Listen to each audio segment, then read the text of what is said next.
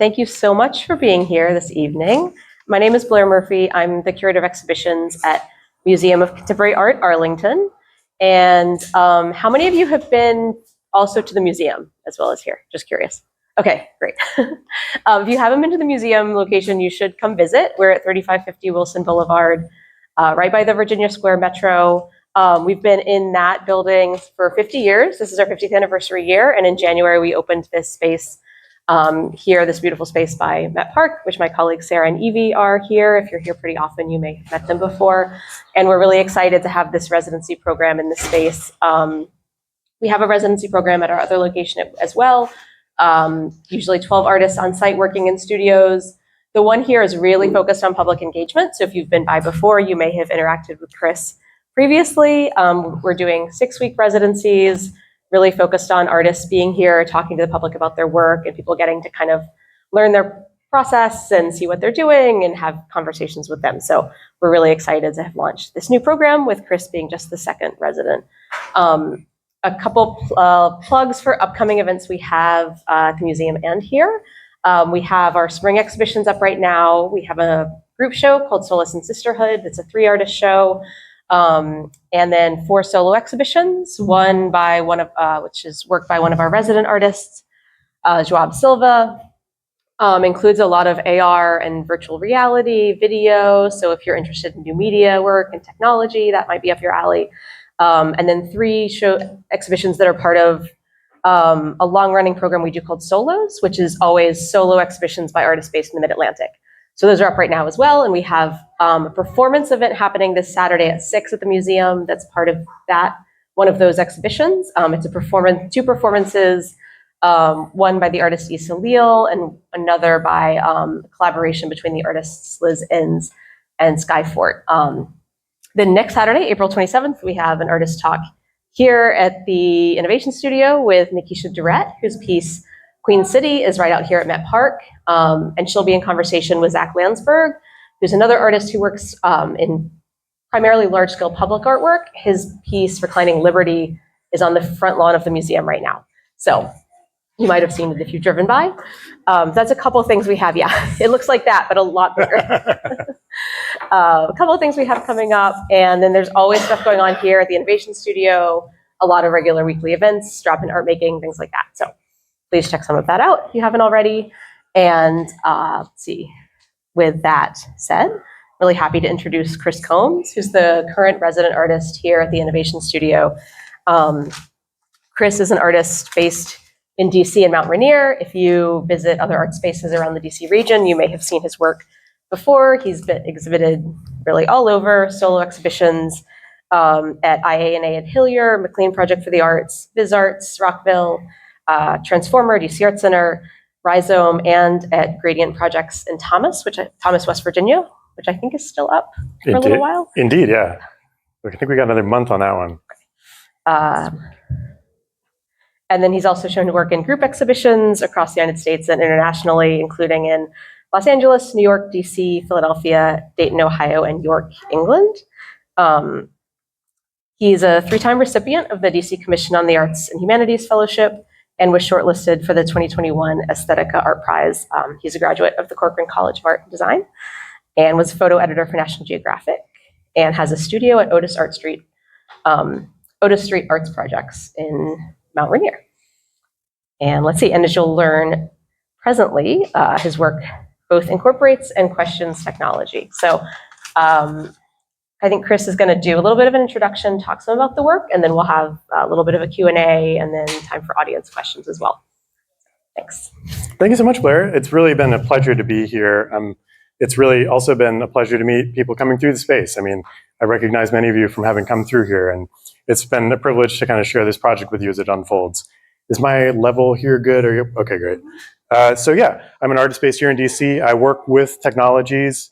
I have the immense joy of being like a nerdy artist who gets to just explore my nerddoms.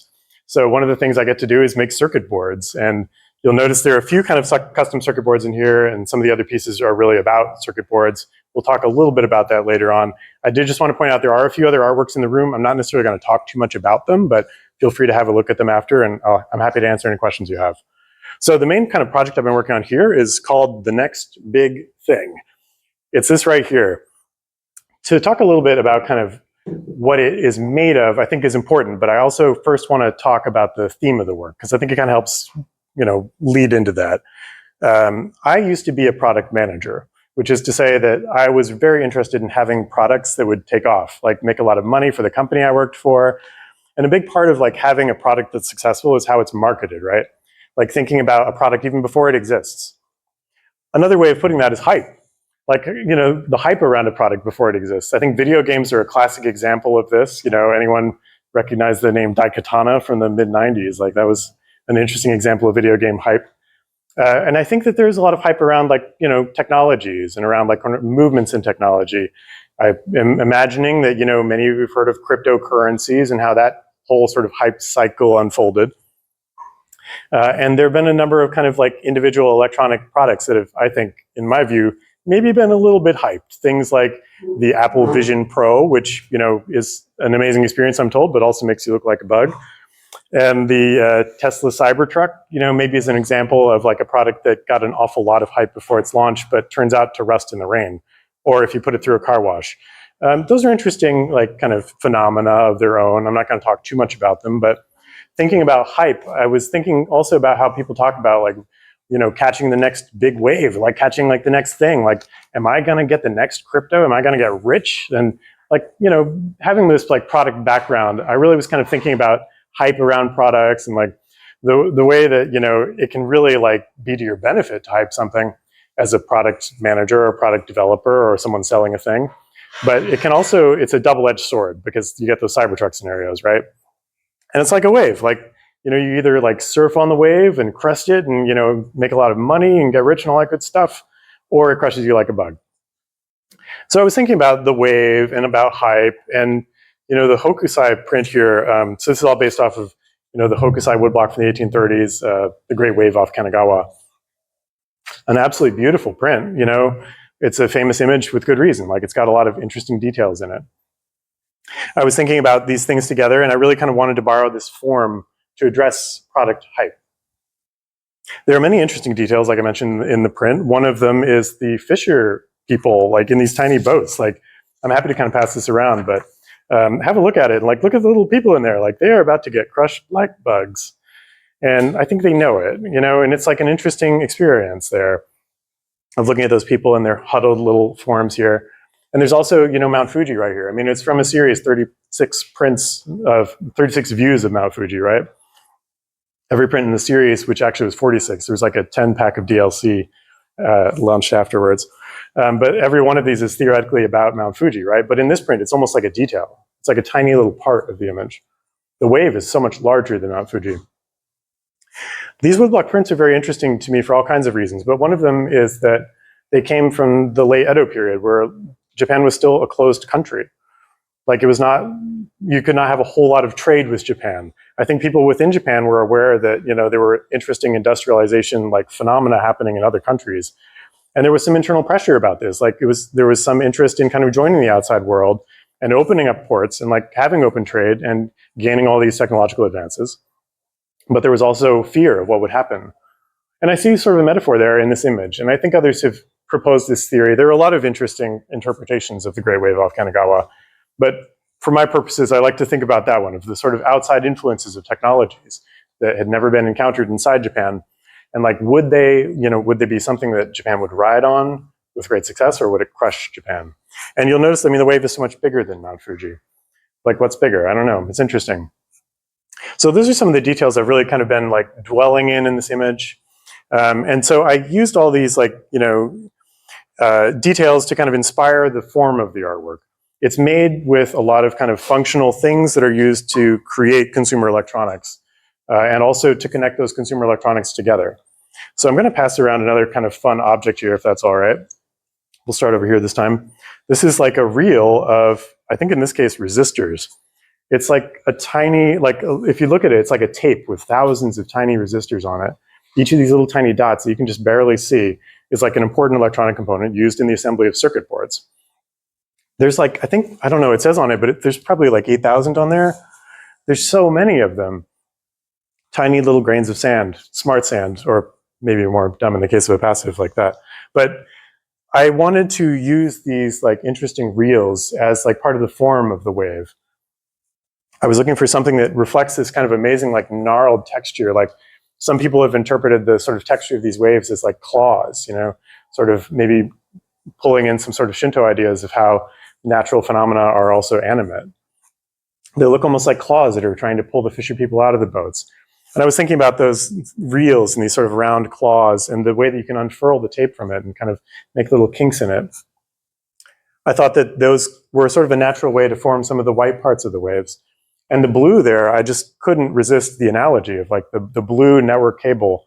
All these Cat5 network cables have this blue jacket that's almost the same as the totally wild like Prussian blue that was used for some of the first times within Japan in these prints. Like there was a blue revolution in woodblock printing when, this Prussian blue took off, and we'll talk a little more about that later, I think. But the blue there was like a really rich blue, especially in person. And these network cables have a bit of it too, in my view. And I was appreciative of the way that they can kind of be guided and make these sort of like, wave-like forms. But they're also functional. And like, I'm actually using them in this artwork in a functional context. Like they're actually a network. Like there's a switch on there, there's a router in the top. There's like 10 individual little computers on here, and they're all talking through these. And I like this idea of having like a form of a function also, the form of an artwork also functional. Like the piece over there in the corner, pollination, also all the wires that you see are part of it. Like it's functional. It's using those wires to pass data and power throughout the piece. And similarly here, I really wanted to have as many of the wires as possible doing work.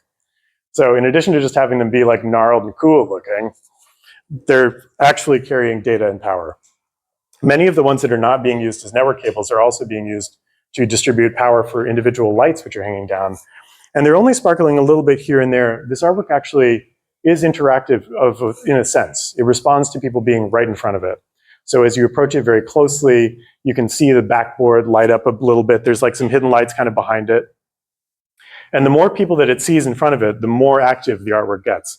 Like it gets this sort of dynamic quality as it finds more and more faces to reflect on. Each of these little screens here shows faces. It shows the faces that it senses using its 4 cameras, and it shows charts of your distance from the artwork and the last time that you moved. So it's sort of reflecting on you when you approach it. Going back to products, I was thinking about how like when you buy a product, sometimes you also become a product. Like the data about how you use a product is often very valuable to its manufacturer.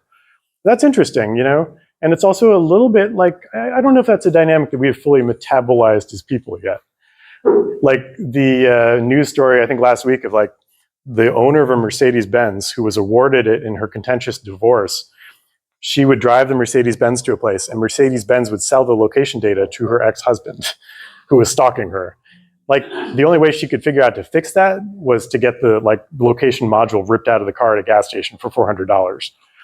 These are interesting implications. I don't think we know that about products. I don't think we've fully figured out, like when you have a phone in your pocket and you go to a place, yeah, the weird free compass app that you got might actually be reporting your location. And to who and for what and who's it buying? Like who's buying this data? Where is it being aggregated? How long is it being stored? We don't know. So part of like the product cycle for me here, and part of like the delving into product hype here for me was also about delving into the way that we become products. So the screen's reporting back on you as you approach it is a bit of that dynamic. I also wanted to kind of put myself out there too. So in addition to making you uncomfortable by showing your faces on these screens, I wanted to make myself uncomfortable. So in the cloud up there, I have a bunch of my own data profiles from Google, Facebook, and Twitter. So I pulled down as much as they would give me of my own data, and I printed out strips of it and collaged it on the back there. So you can see like my Google Pay transaction history, the Google locations I've been to, Facebook ads I looked at 10 years ago, they've still got it. I don't remember it. And then over there's my YouTube search history, which is probably the most embarrassing zone. Although I did find that apparently some years ago I was searching for an artist talk from Arlington Art Center. So that's cool, that's on the board. But yeah, this dynamic of like a product and you being a product, I wanted to address that with this piece. I was also thinking a little bit about the sort of like narrative arc of when I buy like a product on Instagram from an ad or something, and it comes, weeks later in a bashed up bubble mailer, and it's maybe not totally living up to my expectations. Like that's an interesting kind of experience. It's maybe a little bit on the newer side. So I wanted to make the boats out of these bubble mailers. So all three of the boats here are just like, my own bubble mailers. And I was thinking about the way that, that's sort of what we're hauling in now, but I left them empty because I feel that we are sort of standing in for the fisher people in the original print. That we're all sort of in this context. We're on this ocean, we're riding these waves, and maybe they squash us and maybe they don't. The only other thing I want to kind of point out quickly is the sort of dynamic aspects of the artwork. It does respond to people being in front of it. I don't know if we have fully seen this yet tonight, but if we get a bunch of us over here and it sees all of our faces, it will get stormier and stormier. And it makes some lightning flashes too. I don't think it's of I've designed it so that the flashing is not like an epilepsy concern, but it does flash and it's quite a dramatic effect. So maybe we can replicate that later on. And so I think that's kind of all I had to say about it. There are a couple industrial enclosures here too, which come off of factory floors. I mean, when factories decommission, like giant presses or something, somehow it ends up on the surplus market, and I find it on eBay, which is also where I've gotten a lot of the material here. I've sourced things from kind of donations in some cases, which has been amazing. And I've also gotten as much used surplus material from other streams as I can. So like all of the blue Ethernet cables here, I'd say not all, maybe 90% of them came from one school district that was upgrading to a better class of cable. So they sold all their old ones on eBay. And I bought them and they came, in a bashed up box. But it is important to me to try to reuse things where I can. And it's interesting to kind of think about the formal qualities of things and try to incorporate them into artwork. I think that's all I've got. So maybe now we'll transition to kind of a Q&A format with some questions from Blair. Yeah, I think that's the plan. We're going to grab a few chairs. And we'll have a little chat and then maybe kind of move to audience questions. Yeah.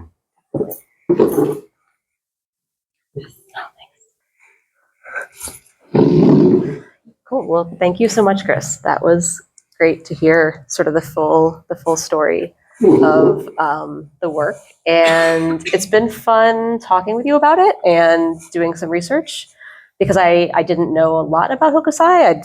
I was familiar with the Great Wave off Kanagawa. It's so well known, and in terms of Japanese artifact period, one of the kind of most iconic pieces at this point. But it wasn't something I knew a lot about the making of or the context. And it really strikes me that it's always fun showing and interesting working with artists who are working with really sort of new technology, contemporary technology, because I think sometimes when people come to see contemporary art or see fine art, they're imagining sort of something that's more like painting or photography, and then they sort of think, oh, this is interesting to use all of these new technologies, but we sort of forget that like when Hokusai made this print originally, that was a very new, like woodblock printing was a technology, right? Yeah, it's true. And the inks, I mean, this Prussian blue, the blue revolution.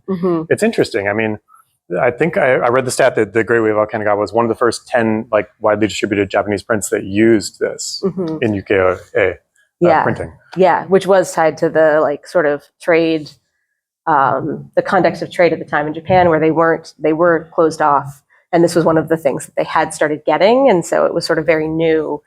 So thinking about it, this work as sort of this amazing, precious art object, but also something that was a result of the sort of context of the time and trade and new technologies developing and the social context, like you said, of does the Great Wave represent the sort of a little bit of fear around outside influence and technology and what happens when it kind of, do we control it or does it control us kind of? Yeah, and our position within this environment, there are a lot of interpretations of this image floating around. But certainly one of them is that within Buddhism, that you are just a tiny part of this environment, and we're not necessarily all that significant, right? Yeah. So I sort of was wondering how much you thought about that as sort of it being a continuity of this sort of conversation about art, as opposed to a sort of, I'm taking this thing and making it something very different. It's almost a continuation of. Yeah, it's interesting. I mean, I wonder, if it's a completely wild idea to me, but if if these tools and technologies were available, what would a woodblock printer like Hokusai, what would he have done with this? I wonder that. I mean, it certainly seems like this was like a, pressing commentary in its time. And I'm inspired by that. Mm-hmm. Yeah, and also was influential in terms of art history. I didn't realize that there's some art historians who have a theory that it was partially the part of the inspiration for Starry Night. There's similarities in terms of the wave. There's art historical evidence that Van Gogh was apparently an avid collector of Japanese prints from the time. So there's evidence that he had at least seen it, if not owned had a copy of it, because it was actually mass produced pretty widely when it was created. So I like that idea. It's this sort of continuity. Yeah. And it is sort of manneristic in its way. I mean, the way that it reproduces the claws of the waves. Mm-hmm. It's interesting. Yeah. I also was hoping you could talk a little bit about your use of materials. You sort of talked a little bit about sort of things that are, you're interested in their form, but you're also interested in their functionality. Yeah. So like the extent to which a lot of the things that are here, you're thinking about how to use them in terms of material and what they look like, but also they're actively doing something with the piece. Yeah, and that's a little bit of 4D chess. I mean, like sort of figuring out where I'm going to put the switch to get the network cables coming out the right angle. It's kind of fun. I enjoy that as a challenge, but it's also, I mean, I do think it's more meaningful when the things that you see are a part of why it works. Mm-hmm. And, pollination over there again, like, an example of like the structure of the petals of that flower, each of those cables is doing a functional thing. And I think that's, I don't know, I hope I am not straying too far into, something that might like ruffle someone the wrong way here, but I feel that there's sort of this steampunky approach to materials that are technological where they're just sort of decoration. And, you throw a gear on it, and the gear doesn't turn, or the gear hits another gear and it would never work. Like, I just can't deal with that. I'm sorry. I'm thinking about the way that these things would function. Mm-hmm. And like, what is the function? And if you can, even if it's a silly fictional function, like making sparkles on a wave, like I like that a lot. I think that it makes something a little richer. Mm-hmm. And the functionality to sort of making the functionality visible. Yeah. Because I think what sort of makes your work different than or sort of unique amongst how we think about technology, how we interact with it, and also how some artists are used to using it, is there's such an aesthetic now of sort of making technological objects as minimal as possible. Right? So like you buy a new phone and it has even fewer buttons than the old phone, even fewer cable inputs. It's sort of this like making the thing as light and sort of as unobtrusive as possible in a way, which sort of to sort of gloss over its actual materiality and how it works and what it's doing and like the energy required to make it work and the factory it was made in and all these other things. And I feel like you're curious how you think about your work sort of doing something that's a little bit the opposite of that. I guess sort of relatedly in my head, the jump I make is to the cloud. Like the cloud, it's an amorphous thing. My stuff is stored there. It's really just someone else's computer. And that thing has a form. And like you go to a data center and it's got a lot of cables in it and a lot of computers and it needs a lot of cooling. And those are all physical aspects. It takes a lot of energy. And that cooling requires water from the local jurisdiction. And like all these facts of its materiality, it is convenient to make those things abstract.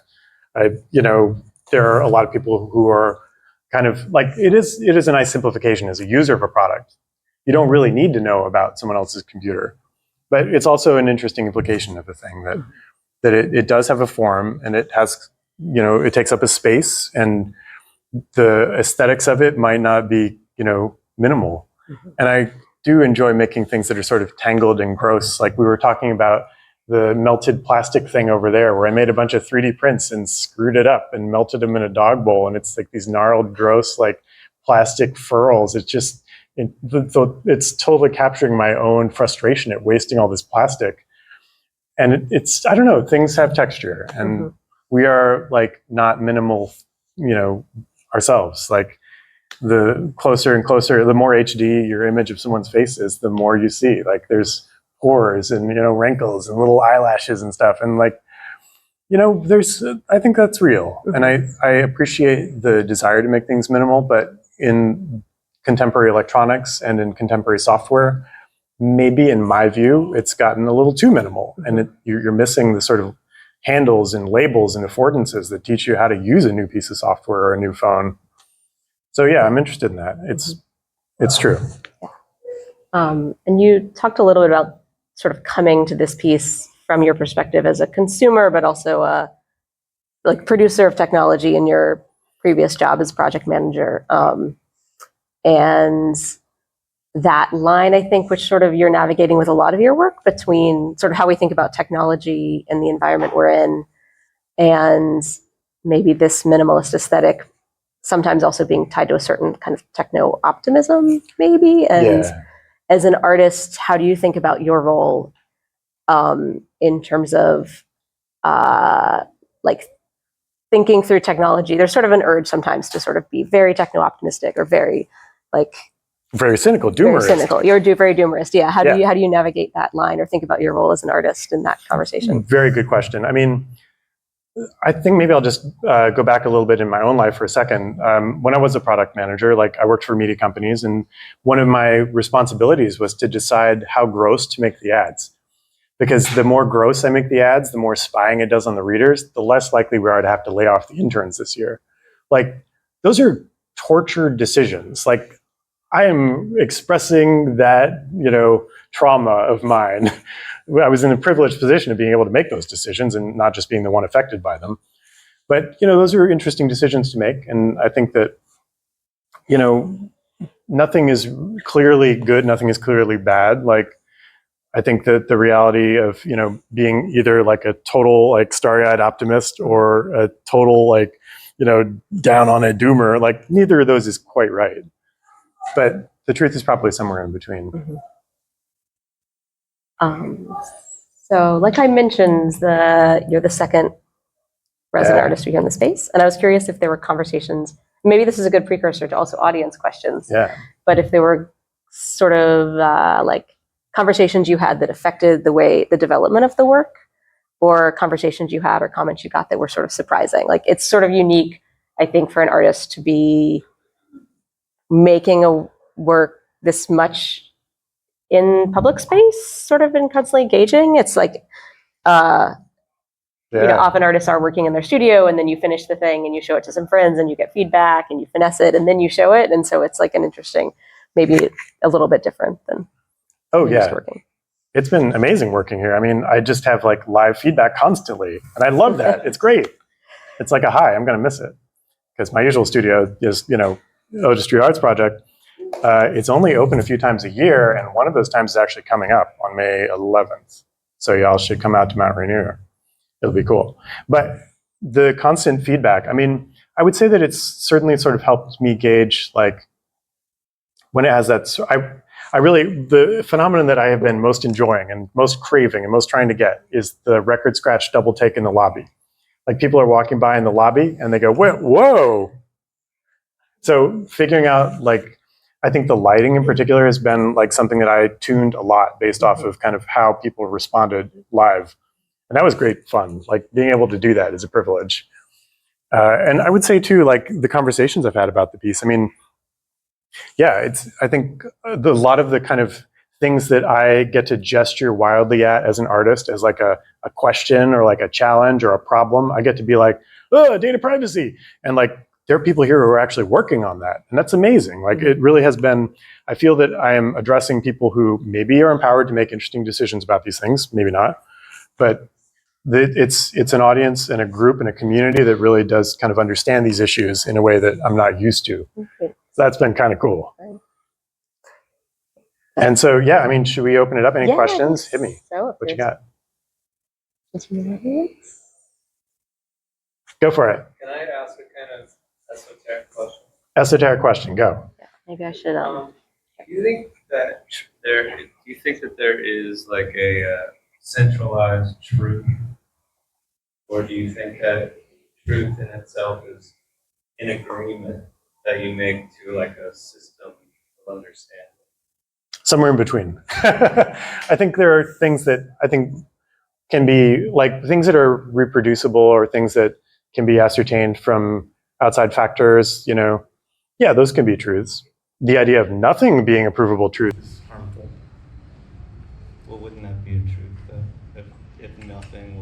That would be one of those truths that eats itself, if I follow the paradox there correctly. But yeah, I mean, certainly there are things that we hold to be objective and are not, like a lot of the media organizations I worked in. Sorry, it's true. Like there's decisions that we as, beings made of meat, we make decisions powered by the chemicals in our meat tank up here. Yeah, I don't know. Are they objective? Maybe not. But I think that consensus within a community of people is absolutely a thing that can be formed, and those consensuses can be around truths. And I'm curious, I guess, I'm curious if there are sort of aspects of what prompted that question in relation to those. I've been arguing with a mathematician friend of mine. Ooh, sorry to hear that. A couple of days about truths, and I'm just like, you need some ammo. Seems like there's there's mathematical truth and there's scientific truth. Yeah. I just was really curious, not for any particular Cool. answer.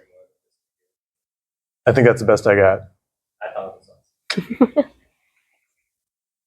think there was another there. Okay, I'm going to go here and then to you next. So I have a question, maybe more appropriate since we're in building. What are your thoughts on AI in art, and have you used or would you use AI? I think that personally, I am interested in the sort of I'm interested in puncturing hype bubbles as an artist. I think that's one thing that it's something that I enjoy doing. So I did have a show at Transformer, I want to say in the middle of 22 maybe. It was sort of about looking at bias in generative AI systems as they existed at that time. And I mean, it's kind of scary, like when you take DALL-E Mini, which is an open source recreation of an OpenAI, probably it is not a quote official product of OpenAI or anyone else. DALL-E Mini is an open source thing. But if you take DALL-E Mini, which lets you type in a word or two and make an image, and ask it to make an image of CEO, you get all people who look like white men. You ask it for assistant, you get all people who look like white women. If you ask it for a model, you get all white women. And if you ask it for menace, you get all young black men. So that is a real system. Those are reproducible results. I'm interested in finding the sort of underlying biases in data sets. I think there are probably some interesting policy decisions or even just things that can be done in the industry for making the data sets behind AI models more understood, because they're currently totally proprietary for the most part, right? We don't know. I've seen a very early copy of ImageNet, which is a big data set that was used to train a lot of the earliest generative AI products and classifiers. And that data set is really bad. It was made by grad students who were grabbing stuff off of Flickr and whatever else, and it is not representative of the totality of Earth. So I'm interested in kind of figuring out these kind of questionable areas of generative AI in particular, and gesturing wildly at them as an artist. But I do think maybe one area that comes up a lot in questions to me is there such a thing as AI art, and will AI replace artists? That's a bleak future in my view. I feel that we should not be letting the machines do the fun part of our lives, but others feel differently. You still have to pose the questions that That's true. Okay, I think I got a question. So I just have a very practical question. Yeah. What is your creative process? So when you have the concept, when do you decide this is the material that you create that final product? That is a very good question. I would love to say that I have a very clean process that happens the same way every time. I don't. But How long did it take? oh yeah. So the process, I mean, we'll dig it a little. So one thing that kind of works in my brain, which is a very bingo brain, very random thoughts and connections and things. So one of the things that works for me is to kind of come up with forms, like things that look a certain way, and then come up with functions that are things that work a certain way, and then concepts, like themes, things I want to address. And I'll come up with each of these things individually and then have like a big messy day in my studio where I make a huge pile on the floor and figure out what things go with each other. So matching a form with a function with a theme. And those are kind of like how I come up with many of my artworks. It's kind of unpredictable. Yeah, totally. I mean, I think that serendipity is a big part of making interesting observations and like being open to things that don't really seem like they should be combined, like Ethernet cables and wires and waves. Like that's odd, right? But And then as far as the feedback that you had while you were working here, yeah, how did you take that information and say, okay, yes, you have a point, I'll change it? Or I'm very stubborn. So usually when people tell me, that's not what I'm asking. yeah, yeah, usually when people would give me direct advice, I say thank you very much. And in terms of the time frame on this piece, I think I first wrote out like a formal description of it in January or something. It was pretty short, yeah. But the actual fabrication time here, I've been here for 4 weeks. And so I did a little bit of electronics work in advance. I did a fair amount of software in advance, but otherwise it's just been 4 weeks. Did you have any assistance? Like, hey, hold up there, why are you texting this? A lot of kind offers and a few here and there. Like I think Katie, who is the executive director of MoCA Arlington, helped me carry in the pegboards, which was life-saving. It turns out 4x8 sheets are more than I can comfortably carry through a door that needs to be held open. Hopefully a lot of fun. It was, it has been. It's been a privilege. Questions other going once. questions? Oh, we got one in the front. Where can we see you next? Ooh, where can you see me next? Okay, so for the next, I think 4 weeks, I have a show in Thomas, West Virginia. It's called Outsized Effects. It centers around a large scale installation that is a recreation of a coal tipple, which is a structure for filling train cars with coal. So I have created this like coal mining structure in this coal town, and it's covered with like consumer electronics, and there's control panels with about 70 buttons on it, and each of the buttons turns on and off something within it. And it's all analogizing coal mining to the extractive nature of data mining. That's there for another month-ish. And then otherwise, we're having Open Studio Day on May 11th at Otis Street Arts Project, 12 to 5. It's a large like Open Studio Day in that neighborhood. So you can go from warehouse to warehouse in Mount Rainier and find all kinds of amazing artists doing amazing work every single day. And I think I'm in a couple of group shows. I'm in a group show at Gallery 102 at the Corcoran, may it live on in memory, with like it's a group show of Dada artwork. So I have a piece with an alert beacon that you can touch.